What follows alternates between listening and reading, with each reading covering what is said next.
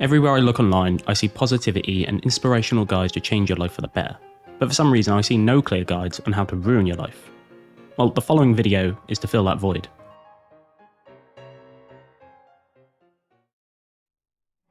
We all yearn to be more social and find the joy of companionship and meaningful connection. But from now on, when you're faced with the opportunity of social interaction, instead of embellishing the opportunity, retreat into your cocoon of isolation. Thereby you don't run the risk of pesky friends and family uplifting you and raising your spirits, as this has the ability to make you happy, and we don't want that. Remember, the lonelier you are, the closer you are to achieving the pinnacle of a miserable life.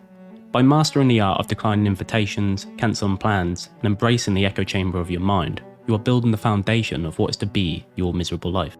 If you perfect the art and manage to completely cut out all meaningful interactions out of your life for long enough, it can even have the added benefit of impairing your cognitive functions, such as memory, attention, and problem solving, which will definitely score you some extra sorrow points. The art of self-imposed isolation is key, as if for some reason you change your mind on this journey and decide to live a happy life, you'll have limited people you can reach out to, improving your chances of hitting every step on this list.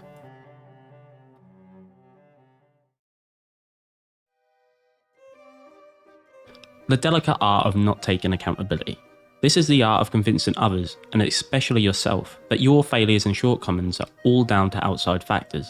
You see, if you correctly identify yourself in any circumstance as the one responsible for your current situation, this runs the risk of you learning from your mistakes and doing better next time, ultimately improving your life.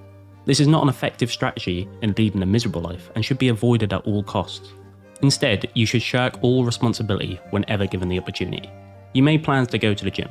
Well, tell yourself you're just too tired from work, and to muster the energy for a workout would simply be impossible.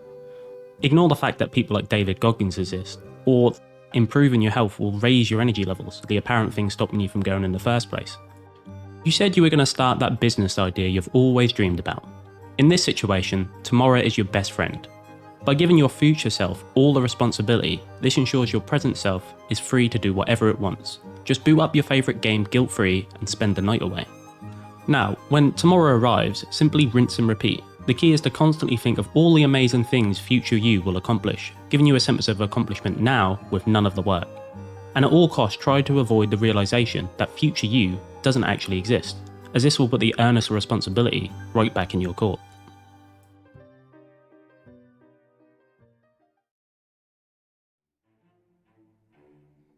Now, we all have that part of the brain that loves to point out all of our self-perceived flaws, the part that imposes irrational fears and insecurities. Well, from now on, relieve all control to this, and allow it to command your actions and life choices. You see, by doing this, you will create your own mental prison, subduing any remaining ambition or self-confidence you may have. If your brain tells you that you will never be successful in life, you need to treat this as if it was gospel. No need to go out and find out for yourself if you can actually accomplish your dreams. This part of your mind is clearly omnipotent, and to try would be futile. If your brain tells you you're ugly or incompetent, or fill in the blank, no need for a further investigation. Any evidence that proves otherwise, immediately disregard. As from now on, this part of the brain rules with an iron fist. After all, our own self-perception changes our perception of the outside world. The manic person who believes everyone is out to get him will only see people out to get him. So what really is truth anyway?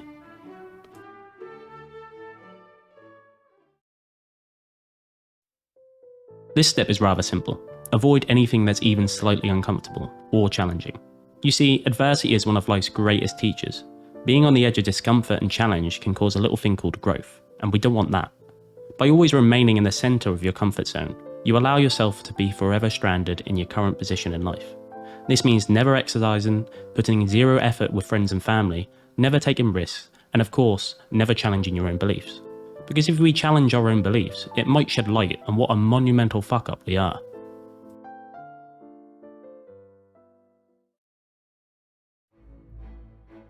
If you have successfully implemented all the steps so far, you're well on your way to living a miserable life. But there's still a few more nails left to hammer.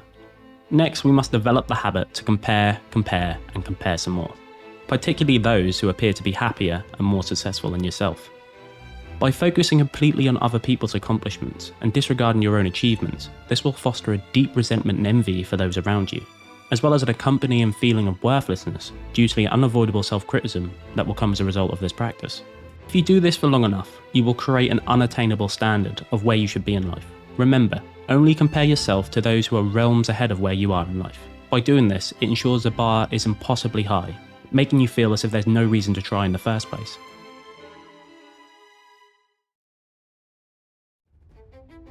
To master the art of relentless anger at the world and everything within it, we must first magnify the trivial.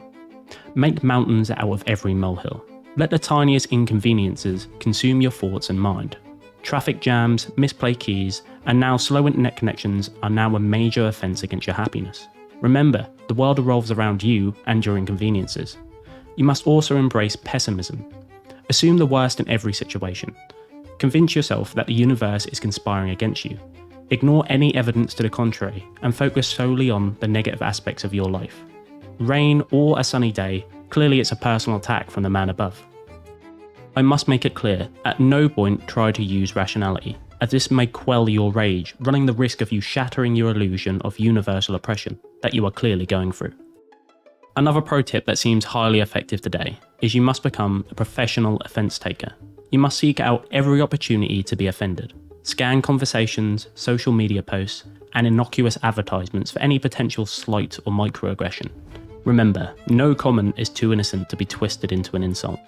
From now on, everyone lets you down. No one can be trusted and nothing is your fault. Clearly the only thing that will stop this miscarriage of justice is to unleash your fury back out at the world. The perk of this step is it will only push people away more, isolating yourself further and further. So this step is crucial, make sure you don't miss it.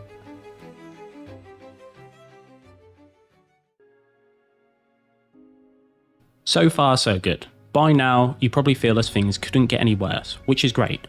Now the problem is, when people tend to be this miserable, they get the urge to change their situation and improve their life for some reason. This final step will ensure that won't happen. That way, you won't squander all the effort you've put in so far. The Numb tactic is as it sounds. The same way you might gulf down pain meds in cases of extreme pain, you will mask your psychological pain. The go-to avenues will be things such as porn, video games, social media, and even food. But I'm aware by now that you might need something a little heavier to numb your situation. This is where you might consider addiction. Most popular options are gambling, alcoholism, or if you need a stronger drug, may I recommend opioids. With these more potent numbing agents, they also have the added benefit of actually increasing the misery and making it damn near impossible to stop, which is definitely a good choice. Remember, at no point should you seek help from friends and family, as remember, no one can be trusted and everyone is out to get you. And with that, I have now armed you with the knowledge of how to be perpetually miserable for the rest of your life. You're welcome. Bye.